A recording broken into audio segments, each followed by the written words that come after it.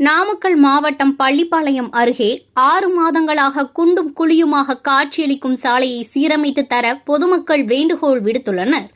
நாமக்கல் மாவட்டம் பள்ளிப்பாளையம் நகராட்சிக்குட்பட்ட அக்ரஹாரம் பேருந்து நிறுத்தம் பகுதியில் உள்ள சாலை 6 மாதங்களாக மிகவும் சேதமடைந்து குண்டும் குழியுமாக இருந்து வரும் நிலையில் தினம்தோறும் இரவு நேரங்களில் பொதுமக்கள் கீழே விழுந்து படுகாயம் அடையும் நிலை ஏற்பட்டு வருகிறது.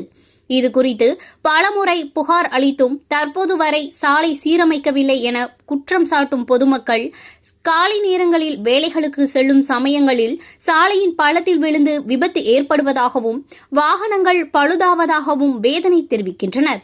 எனவே உயிர் சேதம் ஏற்படும் முன்பாக சாலையை உடனடியாக சீரமைத்து தர வேண்டும் என பொதுமக்கள் கோரிக்கை விடுத்துள்ளனர்.